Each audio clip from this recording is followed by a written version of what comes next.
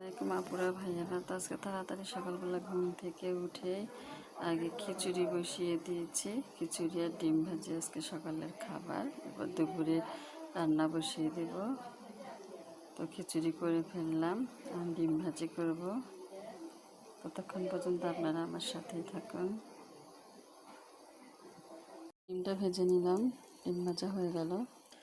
আর বড় ছেলের জন্য ডিম পোস্ট করে নিলাম, হালকা করে ও ডিম পোস্ট দিয়ে খিচুড়ি দিয়ে খাবে। তো ডিমটাও পোচ হয়ে গেল। আমার ছেলে এখনও ঘুম থেকে ওঠেনি, ওর শরীরটা আস্তে আস্তে ভালো হচ্ছে, আলহামদুলিল্লাহ আস্তে আস্তে সুস্থ হয়ে উঠতেছে। এদিকে ছোট বাবু মোনা এখনও ওঠেনি। আর আমি এই মরিচ তুলতে আসলাম। এই মরিচগুলো বলে না ছোটো মরিচের ঝাল বেশি, এই মরিচগুলোর খুবই ঝাল। খিচুড়ি দিয়ে খাবার জন্য দুইটা মরিচ নিয়ে নিলাম। খাবারের জন্য আমি প্লেট রেডি করে ফেললাম। সবাই মিলে খাওয়া শুরু করে দেই। বিসমিল্লাহ।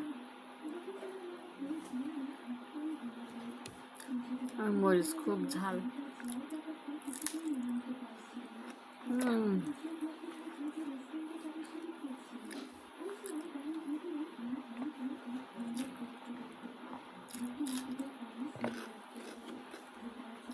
তো আমার পাশে থাকেন সবাই।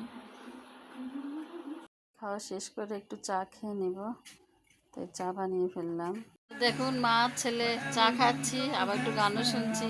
ছেলে আর আমি চা খেয়ে নিচ্ছি। তো আমার সাথেই থাকুন।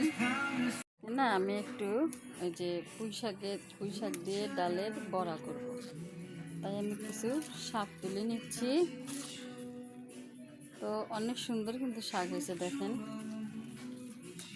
তো আমি শাক দিয়ে আজকে দুপুরে বড়া বানাবো। আপনারা ততক্ষণ পর্যন্ত আমার সাথেই থাকুন। সুন্দরভাবে কুচি করে নিয়েছি, ডাল বাটা নিয়েছি, একটু চালের গুঁড়ি। তো এগুলো সব কিছু মিক্সড করে এখন আমি বড়া ভাজবো। তো ততক্ষণ পর্যন্ত আপনারা আমার সাথেই থাকেন। তো সবগুলো উপকরণ সুন্দরভাবে মেখে নিয়েছি, এখন আমি ভাজবো এগুলো। ততক্ষণ পর্যন্ত আপনারা আমার সাথেই থাকেন।